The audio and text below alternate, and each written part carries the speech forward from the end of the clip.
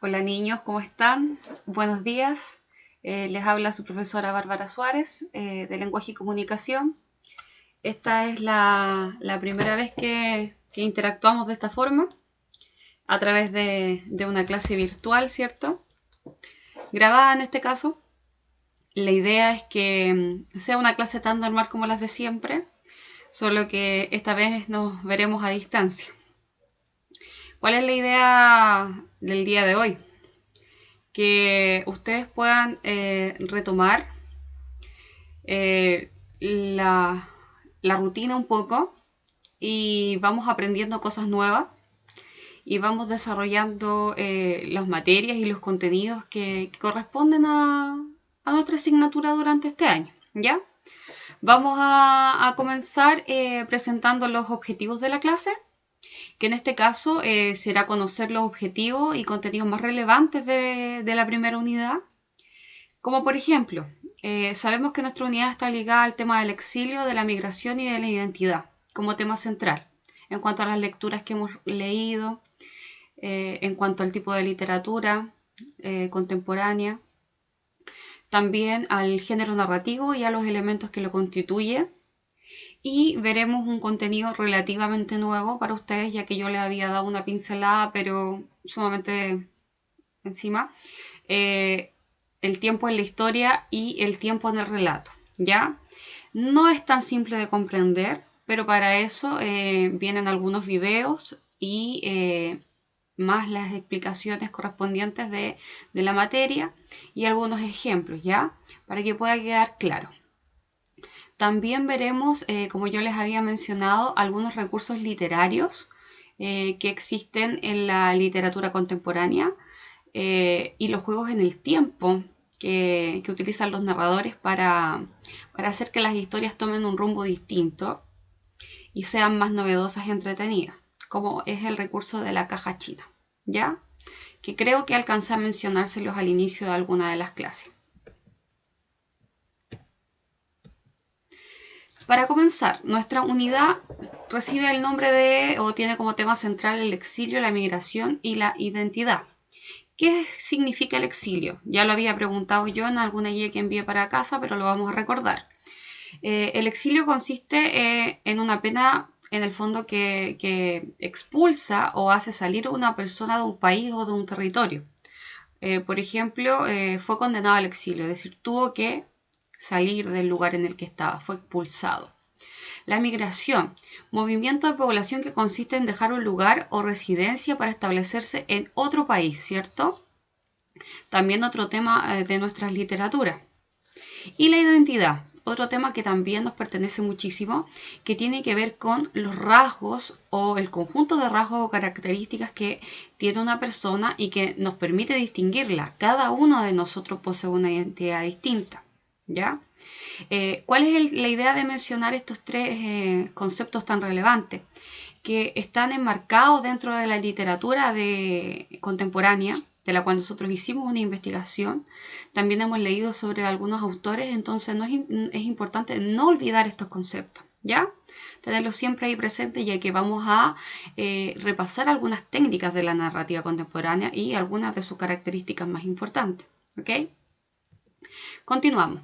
Para hablar de la narrativa contemporánea tenemos que comenzar recordando qué es el género narrativo. Algo sumamente básico, pero que de repente se nos olvida y que no está de más recordar, ¿cierto? Por ejemplo, la tarea del autor en un texto es ser real, ¿cierto? Y crear el relato. Y no solo el relato, sino que también crear el narrador. ¿Para qué? Para que este narrador, que es una voz ficticia, ¿cierto?, dentro del relato, cuente los acontecimientos, es decir, diga qué es lo que le pasa a los personajes o cuente lo que va a pasar en la historia, ¿cierto? Sabemos que pueden existir distintas voces narrativas, las vamos a ver más adelante, ¿ya? Los personajes, seres básicos en la narración, ¿cierto? Seres ficticios que si no existieran probablemente la historia no existiría tampoco, porque son ellos quienes les dan vida al relato, quienes realizan las acciones, viven, sienten, cantan, saltan y hacen que la historia sea posible. Los ambientes, súper simple, ¿cierto? El ambiente físico, correspondiente al lugar en el que ocurren las acciones, sin importar el lugar en el que sea, el lugar en el que se encuentran los personajes, en el que desarrollan las acciones. El ambiente psicológico, ¿cierto? Que ya lo hemos visto muchas veces, que se identifica a partir de los sentimientos, de las motivaciones de los personajes, de las actitudes de los personajes, de lo que sienten y lo que les pasa internamente, ¿ya? Y el ambiente social, que tiene que ver con el entorno, con lo que rodea a la historia, tiene que ver con lo político, con lo económico, con lo social, con el estrato social. De repente en algunos textos no es tan fácil de identificarlo, tanto así como el físico o el psicológico, pero ahí es importante aplicar la inferencia, ¿ya?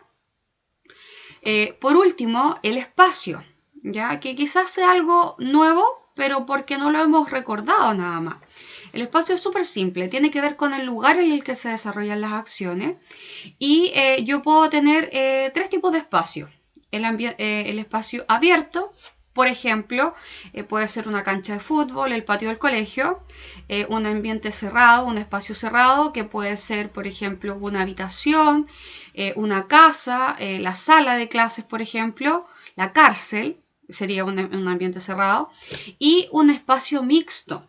¿A qué se refiere con mixto? Es decir, que mezcla tanto el espacio abierto como el espacio cerrado. Pensemos en un texto básico, por ejemplo, a ver, en La Cenicienta. Pasa todo el día en su casa barriendo, siendo una esclava casi de su madrastra, pero también sale y va a un baile a un castillo. Entonces ahí tendríamos un ambiente cerrado, pero después la chica sale del lugar, va hacia otro lado, entonces ahí tenemos el paso de un lugar a otro, ¿cierto?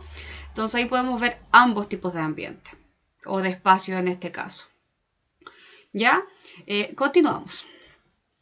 Tipos de narradores. Sabemos que pueden existir varios tipos de narradores. En este caso nos vamos a enfocar en 4 narradores y los vamos a distinguir ¿cómo? Por su ubicación. Sabemos que un narrador es una voz ficticia que relata una historia. Y vamos a tener 4 tipos de narradores. Por un lado tenemos los narradores que se encuentran dentro del relato y ahí está el narrador protagonista que narra en primera persona. O sea, yo. Esa es la primera persona. ¿Y qué hace el narrador protagonista? Cuenta su propia historia, es decir, cuenta lo que a él le pasa. Por ejemplo, yo hoy en la mañana me levanté muy temprano para ir a trabajar y posteriormente fui a dar una vuelta al parque. O sea, cuento lo que a mí me pasa. Narrador testigo. El narrador testigo cuenta solo lo que ve, narra en primera o en tercera persona, dependiendo de lo que quiera decir, y narra lo que ve del personaje protagonista, o sea, lo que observa, ¿ya? Y también es un personaje dentro de la historia, eso no lo podemos olvidar. Por otro lado, tenemos también el narrador omnisciente, ¿cierto? Y este se encuentra fuera del relato. Tanto el omnisciente como el narrador de conocimiento relativo u objetivo, que es el otro nombre que se le puede dar, se encuentran fuera del relato. Esto quiere decir que no son personajes que narran desde fuera, o sea, no participan de las acciones que van dentro del relato. El narrador omnisciente, como todos lo sabemos, es un semidios. ¿Qué quiere decir? Que lo sabe todo. Sabe presente, pasado, futuro, el exterior, el interior de los personajes, o sea, es un dios que está ahí observándolo todo y utiliza la tercera persona, no lo olvidemos. Por otro lado, tenemos el narrador objetivo o de conocimiento relativo. Son los dos nombres que se le dan. Este narrador se dice que es como una cámara, ya que solo tiene una perspectiva y narra lo que ve, solo lo que ve y lo que escucha. No sabe sentimientos, no sabe lo que piensan los personajes, ya que su conocimiento es limitado, o sea, solo lo que puede observar. La idea es que a partir de la clase del día de hoy seamos capaces de distinguir entre estos 4 tipos de narradores y ojalá al leer un texto podamos identificar qué voz está ocupando el narrador, si se encuentra dentro o fuera del relato y cómo podemos saberlo según el nivel de conocimiento y según lo que nos relata y la persona gramatical. Entonces continuamos con lo siguiente. Después de haber visto los tipos de narradores, espero que les haya quedado muy claro porque es importante que lo sepamos para lo que viene a continuación, ¿ya? Ya que lo que vamos a ver a continuación tiene que ver directamente con los narradores y con la forma de narrar que ellos utilizan. Vamos a lo siguiente.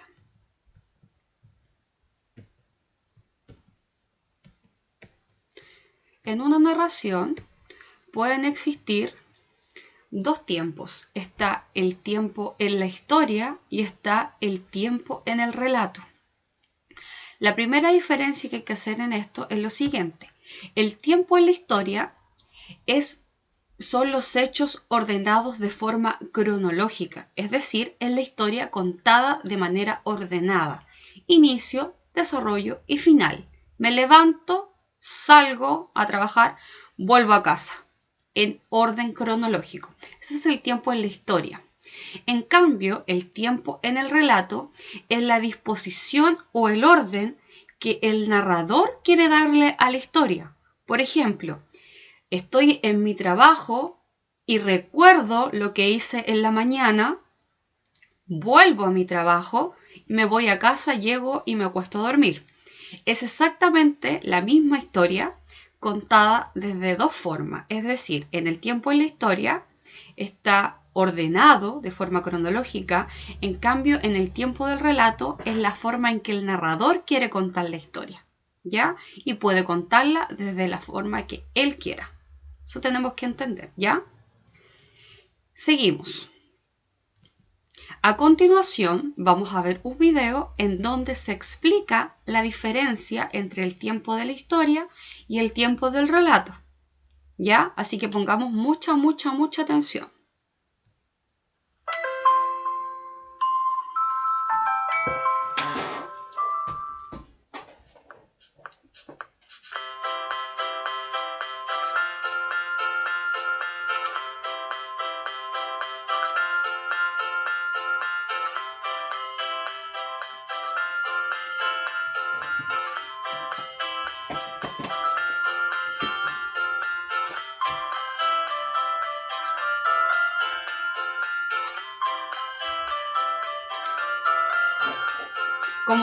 Como yo les comentaba, el tiempo en la historia tiene que ver con la historia en orden cronológico. En cambio, el tiempo en el relato es la forma en que el narrador nos quiere contar la historia.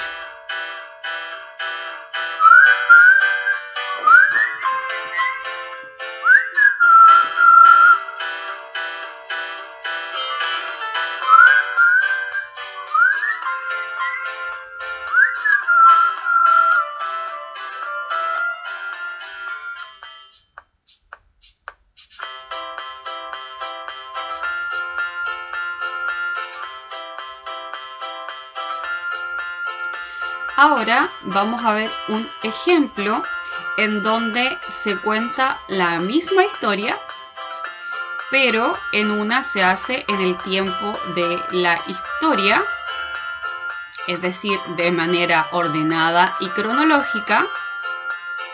En cambio, en la otra se cuenta exactamente la misma historia, pero se cuenta con el tiempo del relato. ¿Qué quiere decir esto? Que el narrador decide cómo contar la historia y para eso utiliza las anacronías, que las vamos a ver más adelante, ¿ya?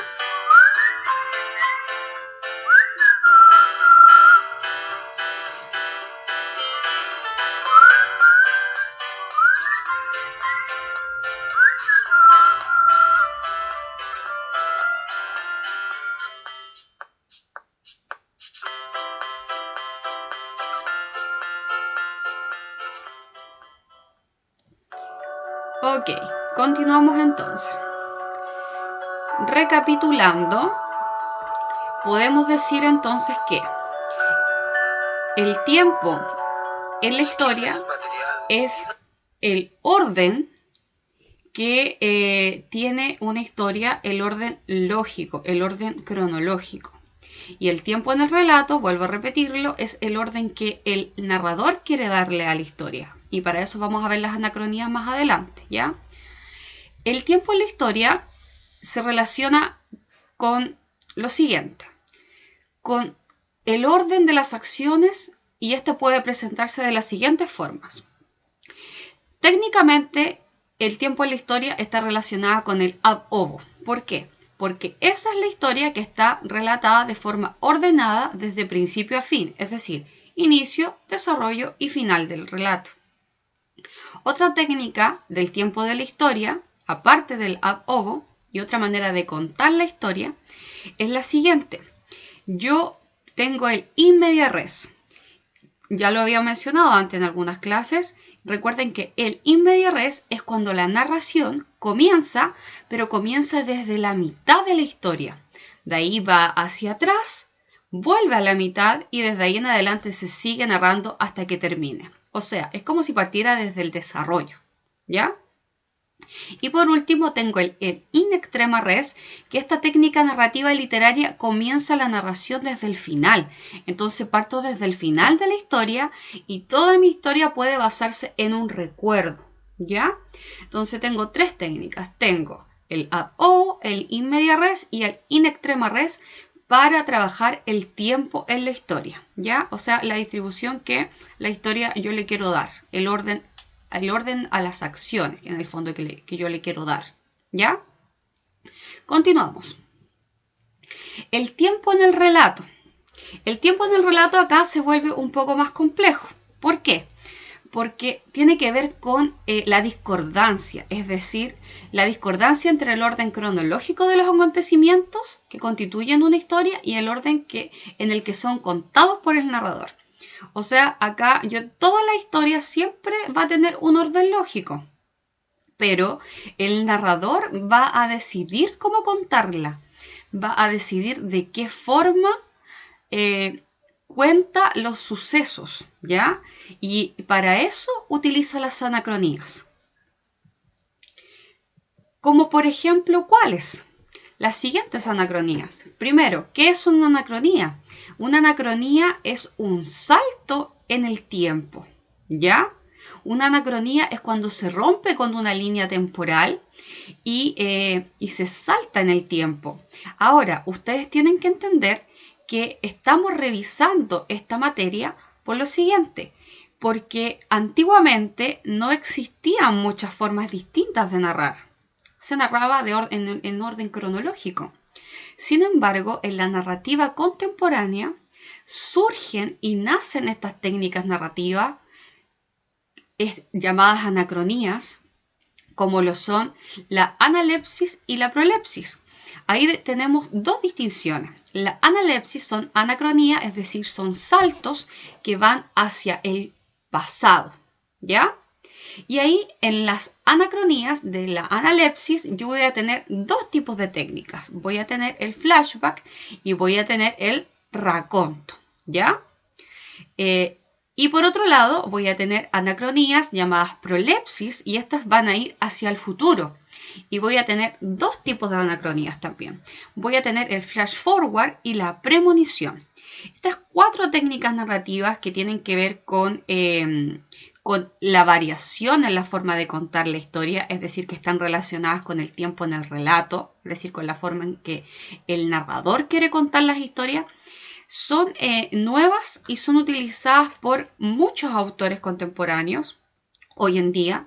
De hecho, nosotros hemos leído algunos de ellos, como a Julio Cortázar, a Jorge Luis Borges, en fin, en donde estos autores deciden jugar con el tiempo y no narrar los hechos de forma cronológica, ya que así le dan un nuevo toque a la historia, un toque mucho más entretenido, juegan con la mente del lector y es el lector, en el fondo, quien es el encargado de ordenar la historia, de repente descifrar qué es lo que está pasando y solo al final de esta darse cuenta que eran dos historias que en el fondo se mezclaban o que era un mismo personaje que nacía varias historias. En fin, la idea es jugar con la emocionalidad de los personajes y jugar con el lector también y que nosotros vamos descubriendo esta historia a partir de la lectura.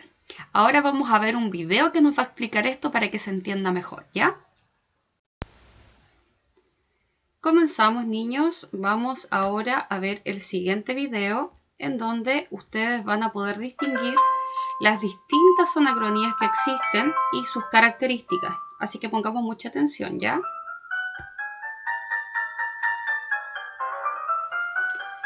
Anacronía. ¿Qué es una anacronía? Tiene que ver, ¿cierto?, con saltos en el tiempo o saltos temporales en una narración que detienen el desarrollo de una historia para contar hechos anteriores o posteriores, es decir, del pasado o del futuro.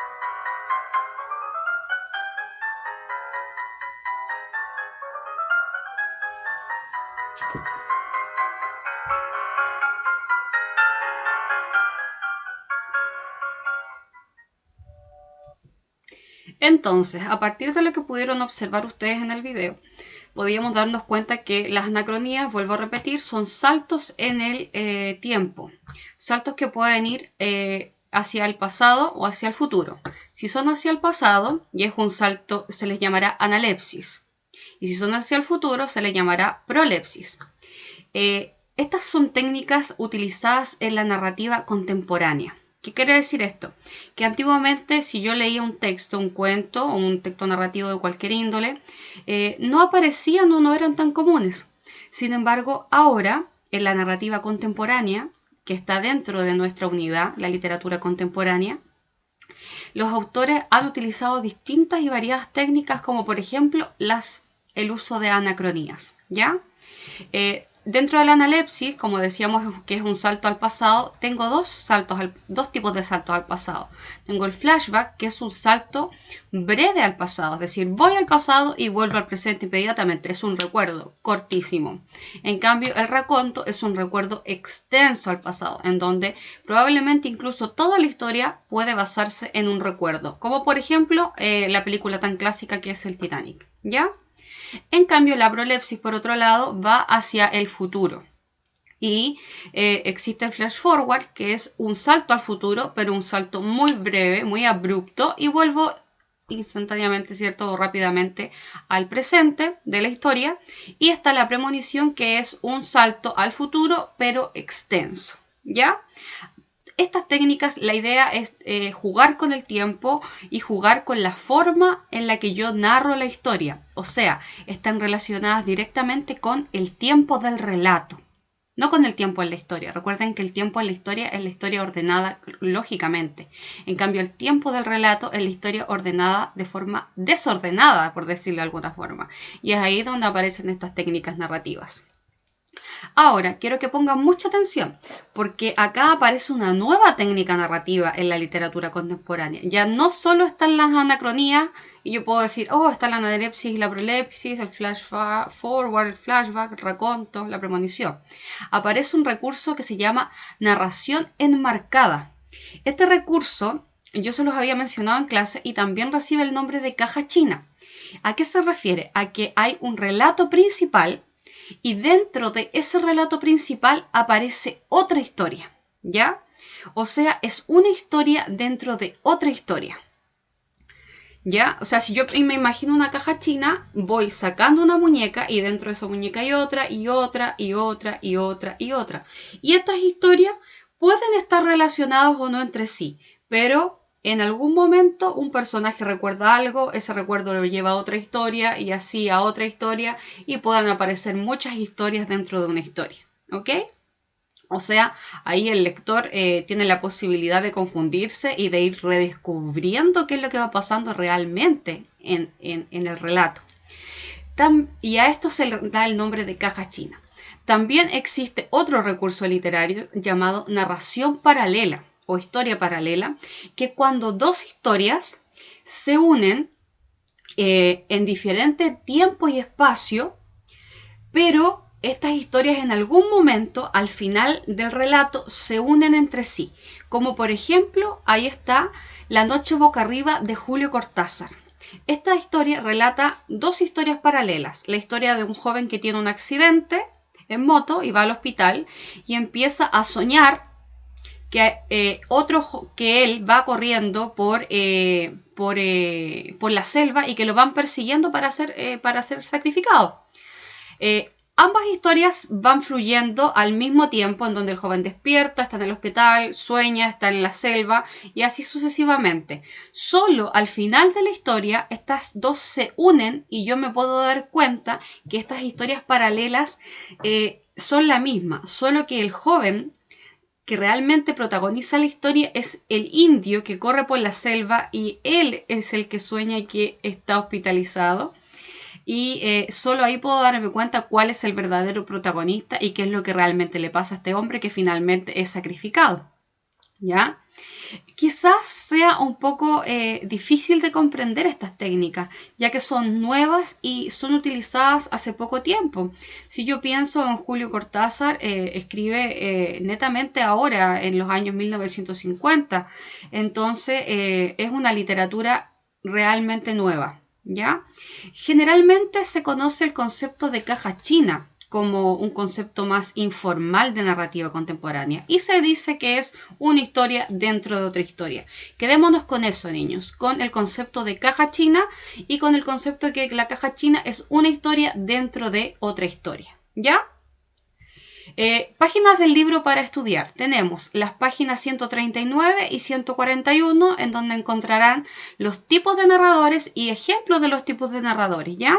La idea es que los lean, que vean los ejemplos, ya que en algunas de las pruebas que yo revisé no estaba bien utilizados los narradores o no estaban bien reconocidos. Entonces es importante que lo repasemos, aunque lo hayamos visto varias veces, ¿ya? Hay que aprender a aplicarlo. Y también está la página 259 y la 261 en donde está explicado más detalladamente esto que les acabo de explicar yo. Me gustaría que fueran a esas páginas, que lo leyeran con calma, que vieran el video, que vieran la explicación nuevamente y que si tienen alguna duda obviamente me pueden escribir a mi correo para yo respondérselas a la brevedad. También aquí aparece un link en donde aparece otro dato sobre la materia que estamos viendo, así que pueden acceder a él. La actividad es la siguiente.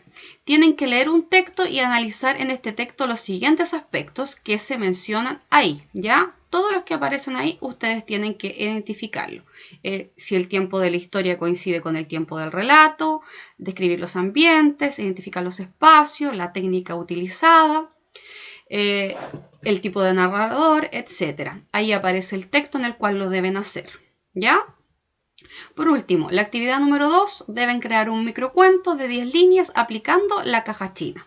Pueden utilizar el narrador protagonista, algún tipo de anacronía, usted decide cuál, y puede utilizar la técnica narrativa que usted quiera. Yo le recomiendo que utilice el ad ovo, ya que en el ad ovo existe un orden lógico, o puede relacionar el in extrema res, por ejemplo, con la anacronía del raconto, que es más simple.